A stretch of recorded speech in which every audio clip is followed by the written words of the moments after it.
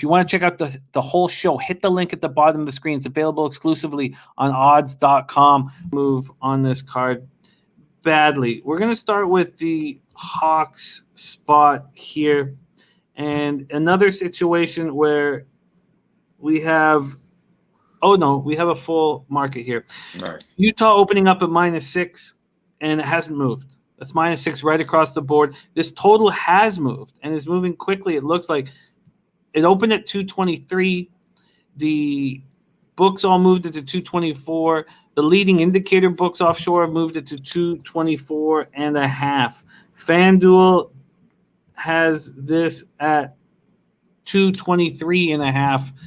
And if you want the over, which we'll discuss, it's probably time to move on it now. Hawks and I'll explain what I want to do in this game while I break this down. Hawks 5-5, 3-2 on the road. Jazz 7-4, 1-2 at home. We're in Vivint Smart Home Arena in Salt Lake City, Utah. Hawks are 12th in pace at 101.35 possessions a game. Jazz are 23rd, 99.18 possessions a game. The Hawks are a beaten up squad. They snapped their 4-game losing streak with a surprise 112-94 win at home over the Sixers. Trae Young goes for 26 points, 8 assists in just 25 minutes. Rondo knee is questionable for Friday's game against the Jazz. Imagine if he plays, he won't play very long. He'll come off the bench, but he might be a little spark for the team in the locker room. Gallinari and Bogdanovic remain out of the lineup indefinitely. This team has some nice pieces. So even with the injuries to Gallinari and Bogdanovic, you have a starting 5 that's nice. You got Young, Reddish, Hunter, Collins, Capella. That's a lot of interesting pieces that should be able to do damage. The Jazz are coming off a 6-game road trip that was supposed to be 7, but their game versus Washington was postponed due to the Wizards' COVID issues. Other than an ugly back-to-back in New York, they won 4 of 6. They finished winning 3 straight, all by double digits. They finished on Tuesday with a 117-87 win over the Cavs. They go 24 for 45 from 3. Donovan Mitchell went for 27 points. This team is rolling right now. They're coming off just a beat down of the Cavs, and they're coming home. And this is the situation that I like to fade the Jazz. Do I want to fade them the full game? No. But I think they could come out sloppy. And I want the Atlanta Hawks first half. And I truly think that I have to show discipline. I have to be patient. And I have to wait. Because money's going to come in on the Jazz. That's the way I see this, Dutch. Tell me what you're thinking here, Hawks Jazz. Okay, so I'm not mad at the first half play, Jim. But to me, honestly, Atlanta's a fade team. Like you mentioned, how beat up they are. We haven't seen them really play out yet since the Trae Young and the Collins, whatever they got going on behind closed doors. To me, I just don't think Atlanta's a complete team yet. They got a lot of new pieces. They might be a better team, the second half of the season, to be honest with you. Because like you mentioned, they do have a lot of talent. But when your best player doesn't play defense, that seems to trundle down, and maybe not all the other players tend to agree with that in the locker room. And that might be the issue. But when I look at this game, the last 3 for you now, the 3 home games that Utah has played is to the under at home. Now, 8 of the last 12 games have went to the under.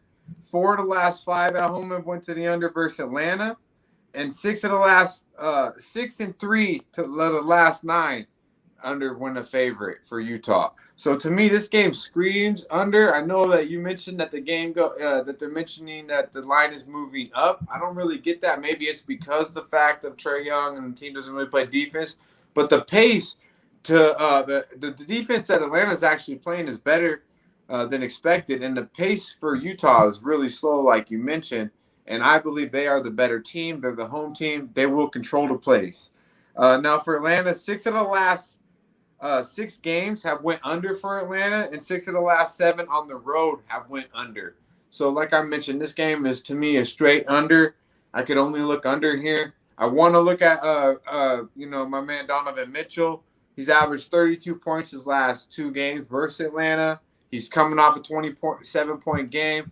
This is a great matchup for Donovan Mitchell. But when I checked out FanDuel, he's looking at 26.5. He's only averaging 23 on the year. So to me, FanDuel knows they expect a big game out of him. It's minus 102. I don't know if I'm going to make that official right now, Jim, but I definitely want to lock in that under. I think we could bet. I could find a better line on that, Mitchell, later, a little later when more comes out. Well, I will stay in touch with you. Do you think that you should, I mean, you think I should wait on that? I do, just because the indicator books have moved to 224.5 now. Right. So unless you think, and it's very possible that there could be U-shaped movement. I love 224, but if you think it's going to go up, we can wait a little bit. I mean, I can 24.5, but not only that, this is the indication. Oh, you can get that. The 224.5 to the under is at minus 105. Oh, wow. Because it's going up. So we'll see 225.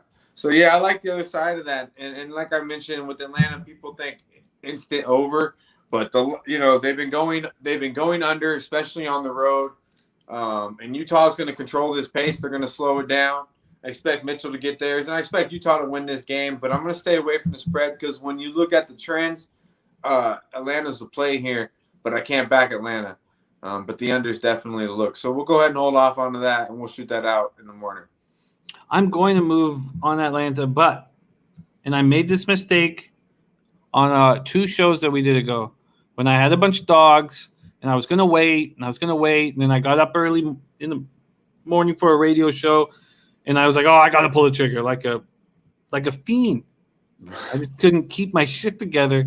And the one spot that we cashed, the Pistons, moved 2 more points. Yeah. And they won the money line. So I got a money line at 210. Wham got it at plus 260. Now we know that the lines that I put out are the ones that I bet at Bet365, and we line shop for Wham and you. So I don't think I would ever got 260, but I could have got 240. Yeah. All right. So I'm going to move on the Hawks, but I'm going to wait.